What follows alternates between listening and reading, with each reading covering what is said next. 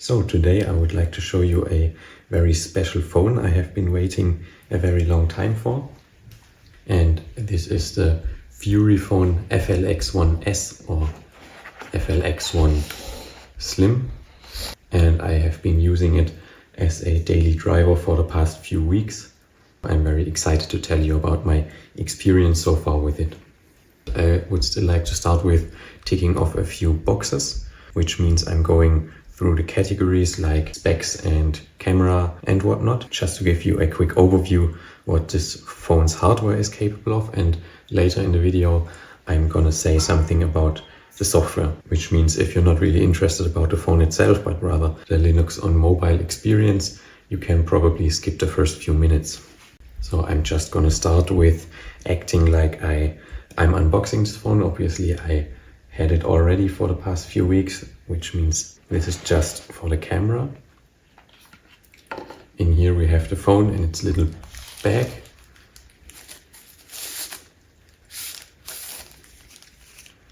It already has a screen protector and its case on, which is not included by the way. And additionally we get a braided USB-C to C cable in the box and some USB-C headphones, which I have been using for a little bit, since unfortunately the phone doesn't have a headphone jack anymore. Starting off with our SoC, which is a MediaTek Dimensity 9000, which is paired with 8 GB of RAM and 128 GB of storage. It has in total 8 cores, 2 of which are performance cores. It is definitely not a Snapdragon X Elite or anything, but it's totally usable, and I'd say it's actually pretty good for day-to-day use. And even some moderate gaming is definitely possible with this chip. The phone gets powered by a 5000 mAh battery, which definitely has no trouble getting the phone through the day. Now moving on to the display, it is a 6.7-inch display which has a 1600 by 720 resolution and a 90 Hz refresh rate, which is not super high, but I think for day-to-day use it's totally fine, especially considering devices like the Steam Deck also only have an 800p screen while being a little larger than this one. One thing I do have to note, however, it doesn't get particularly bright, which means it can sometimes be a little cumbersome to see it in direct sunlight or anything. You can see I'm just inside here with some regular lights on, and this is the brightest it will go. It's still totally usable, but not exactly amazing compared to other phones at this price point. Now moving on to the camera of the phone, we have 2 cameras on the back side. One is a 20 megapixel main camera and a 2 megapixel macro camera. It's unfortunately not an ultra wide, only a macro camera. It's a nice gimmick, but nothing amazing, especially the main camera, which maybe doesn't sound too bad at 20 megapixels, but it unfortunately doesn't exactly create amazing pictures. The front camera with 13 megapixels is quite serviceable, but I have to admit I don't really use it that often. But as I said, especially the main camera isn't exactly amazing, especially as soon as it starts to get a little darker in the environment. I'm gonna just insert some footage here. For example, I tried to capture the snow coming towards the headlights of the car in a video. This isn't exactly the same day and the same circumstances, so it's not 100% fair comparison, but you can still see how little of the snow you actually can see when filming it with this phone. And the other phone I completely forgot to mention is an old Pixel 3a running Lineage OS 22, meaning Android 15. And of course this phone doesn't have a bad camera, but I mean, it's over 6 years old by now, so I would have liked a better camera in this phone. Now moving on to audio, we unfortunately only have a single speaker. Maybe it's better in this camera. We have a single speaker down here, and our earpiece unfortunately doesn't function as a speaker, which means only mono audio, which isn't exactly amazing. I would actually say it's one of the weak points of this phone, especially comparing it again to the older Pixel 3a, which does have the earpiece working as a speaker, as a second speaker. Moving on to connectivity, this phone is 5G capable, which means you get decent mobile data connection. It has Wi-Fi 6 and Bluetooth 5.2, which connects very reliably to, for example, the head unit in my car. Unfortunately, as I already mentioned in the beginning, we don't have a headphone jack anymore, and the USB port on the bottom is only rated for USB 2 speeds, which means one of the most exciting parts of this phone, which is the upcoming convergence hub, in my opinion, means they have to resort to DisplayLink instead of an actual DisplayPort output via USB-C. Then we also have a dual SIM slot with capability to put in a micro SD card, which might be handy since 128 gigabytes of storage is plenty, but I guess you could fill it up over time. And something specific to this phone is we have kill switches on the side. I'm just gonna remove the case for this one. So now that I finally removed the case, you can see the backside, which is made out of glass. And here on the side we have our, okay, probably should show it to this camera then. Here on the side we have our kill switch for the camera, our kill switch for the modem, and our kill switch for the microphone. In addition to our kill switches, we also have an assistant button. You can configure it to do different things. For example, I've set it to, that was the wrong menu. You can configure it to do different things. For example, I think it's really handy to have manual auto rotation, which means if I press this button, it's gonna activate rotation for a moment so I don't accidentally trigger it like this, or long press, of course, flashlight. And this already leads us a little bit over to the software section of this phone. And I already almost forgot to mention, unfortunately, we don't have NFC on this phone. I guess you would have very limited use for it anyway on a Linux phone, but keep that in mind since the FLX1, the predecessor of this phone, does have NFC. Something I also forgot to mention is the fact that this phone unfortunately does not have a fingerprint sensor. You can think of it what you want from a security perspective, but I think it's definitely a convenience thing for me, especially when picking up the device just to check something real quick. It is much more comfortable to use a fingerprint sensor than to put your PIN in all the time. So now, after realizing I should probably increase the screen scaling a little bit to improve legibility on the camera, we can finally move on to the more interesting part, I think, of this video, which is the software of this phone. It is running FuriOS, or FuriOS maybe, which is basically Debian in combination with Halium, comparable to how Ubuntu Touch or Sailfish OS runs. This, however, means it's using the proprietary Android kernel and not a close to mainline kernel, like for example post-market OS on a device like the Pixel 3a would run. This also means, as I already said, you are not going completely free as in freedom with this phone, since you won't be running only free software on this device. But of course it also has its upsides, and this is also the reason why they chose this path, I think, because it would be a huge task to reverse engineer drivers and such for a phone that would probably be obsolete by the time they would manage such a gigantic task. The benefit of this approach is, of course, that the phone is actually usable compared to anything else I have tried so far, which includes the Pixel 3a running post-market OS and also the PinePhone, the non-pro PinePhone, running various different distros. None of those I could actually daily drive due to calls not going through or not being able to use mobile data or very basic things which didn't work.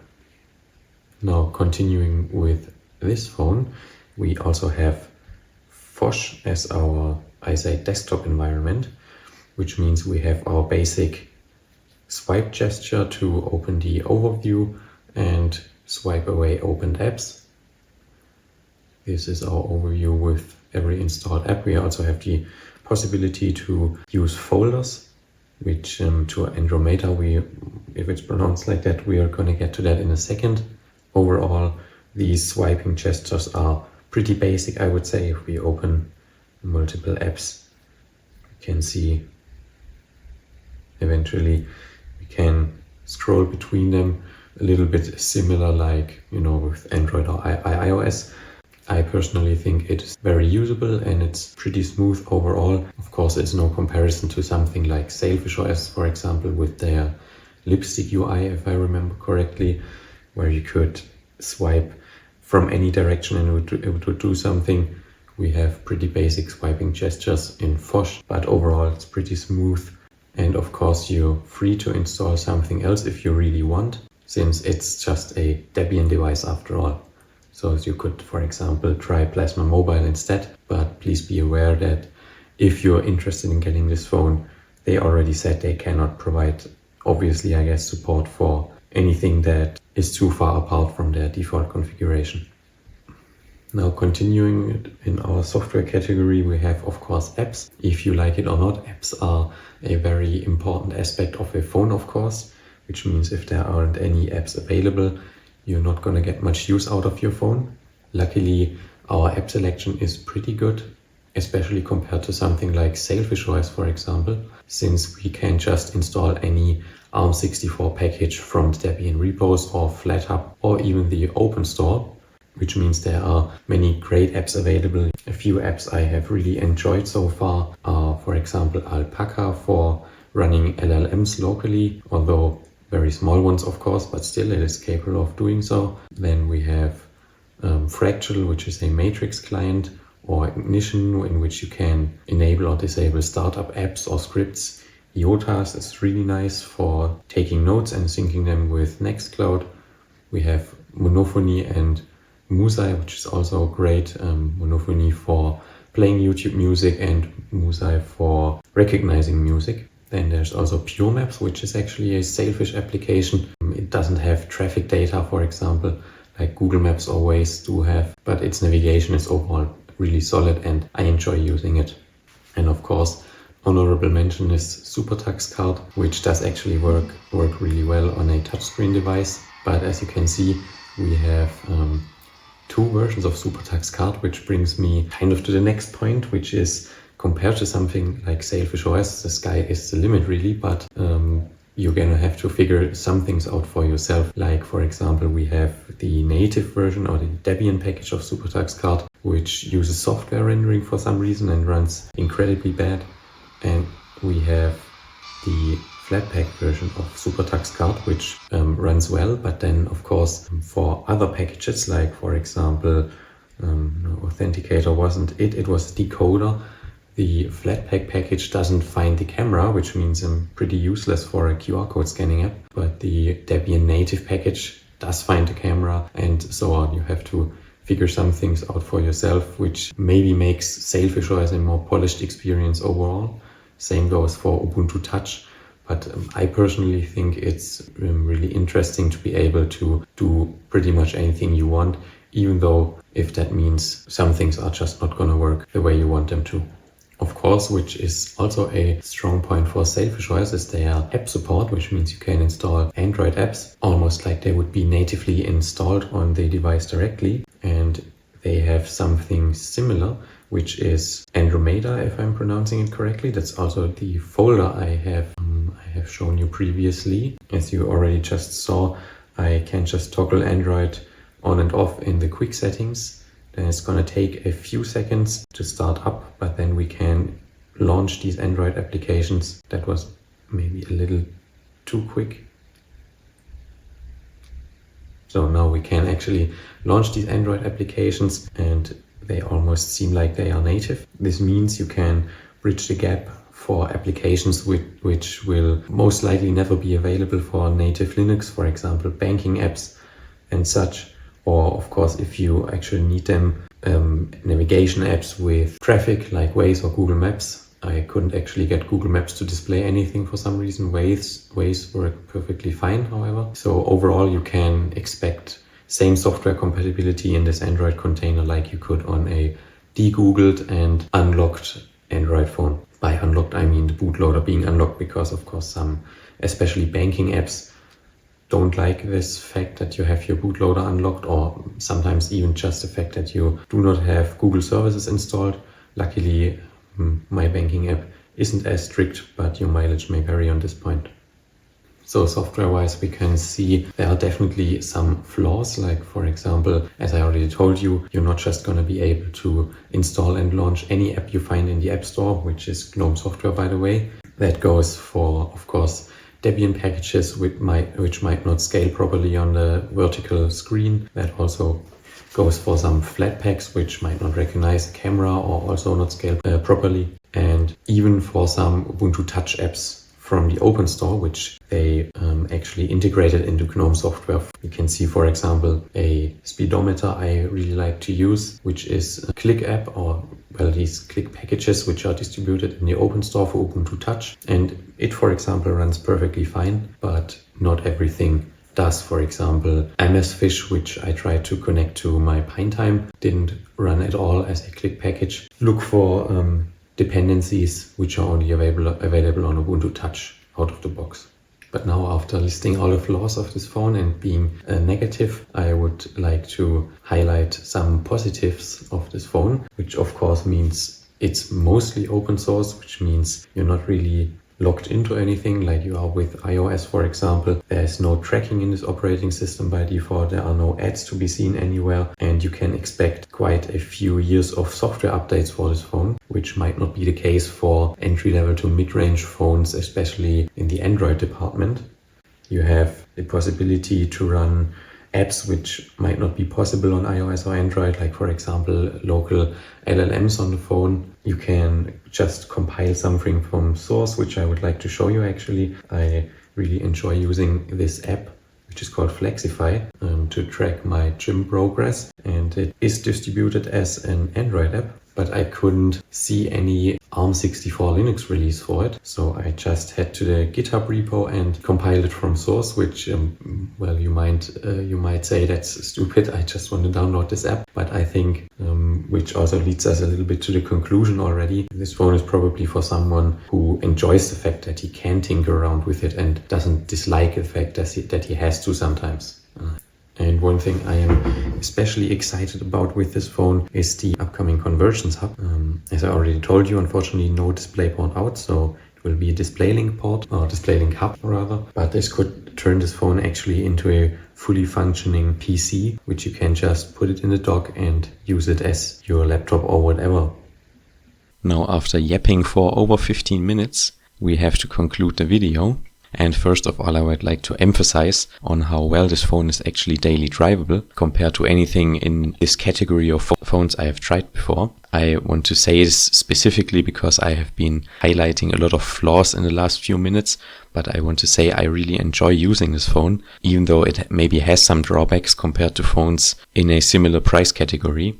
But now to actually conclude the video and answer the question in the title, if I'm actually going to name the video like this. No, I do not think this is the year of the Linux phone, and it probably won't be next year, and it might never be. But that isn't necessarily a bad thing, because you don't always have to be mainstream to be able to enjoy such a device. And even if you're maybe in the younger audience like I am, you can obviously still watch brain rot memes and doom scroll on this phone. It's all totally possible. And you can, of course, install, I'd say, 95% of available Android apps as well, but it's probably not really what this phone was made for, I guess.